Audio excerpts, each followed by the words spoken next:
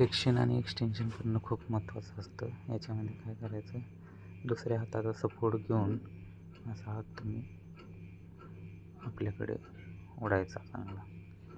जास्त टेन्शन द्यायचं नाही. जेवढं सहन होते तेवढं हळूहळू, पण दिवसातून 4 ते 5 वेळा हे करा. ओके. यामध्ये एक हात ओढायला त्रास होऊ शकतो.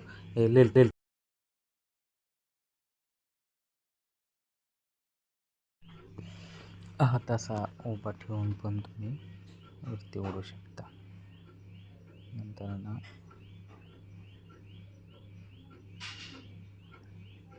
व्हिडिओ दाखवल्याप्रमाणे असा उभा हात करून तो आपल्याकडे ओढायचा प्रयत्न करायचा.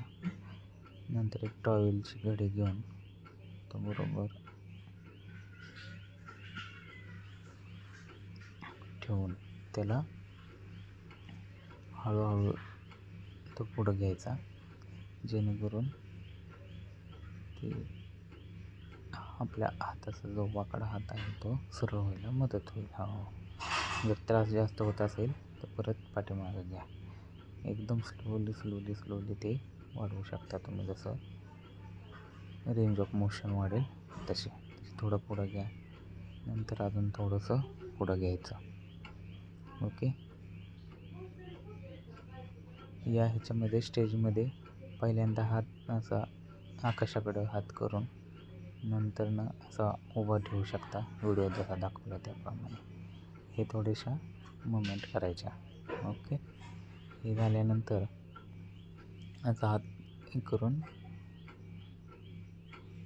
पूर्ण खांद्यापासून हात असा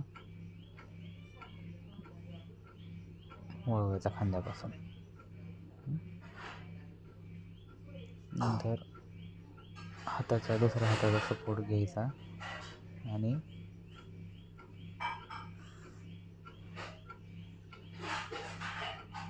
ते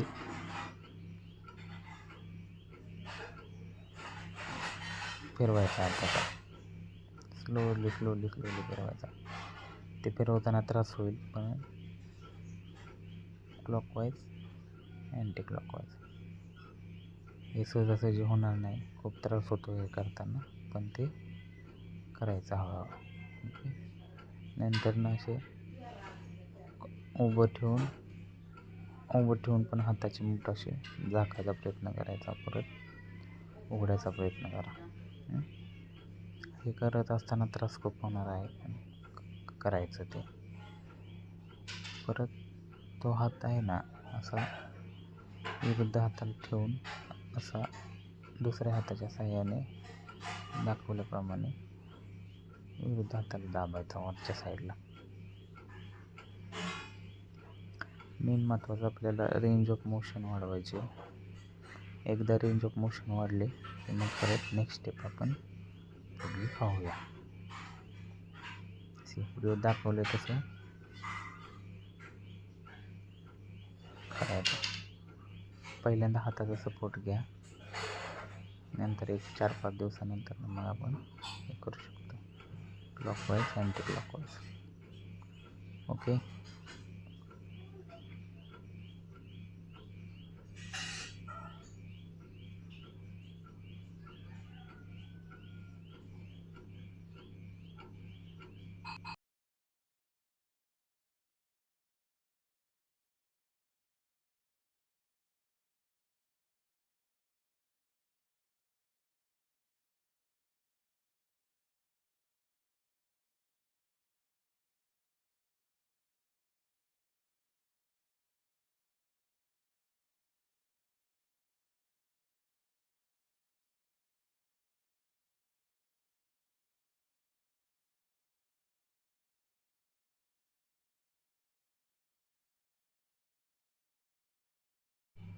हे झाल्यानंतर ना पूर्ण आपल्या हाताचं फ्लेक्शन,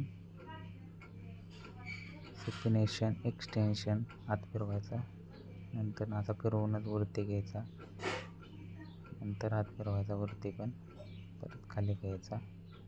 व्हिडिओ जसा दाखवले ना तशा पूर्ण स्टेप करायच्या. Okay.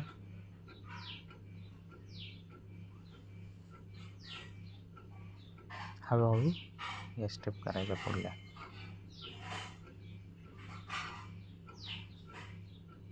Tuning in. We'll see you all next week. Thanks.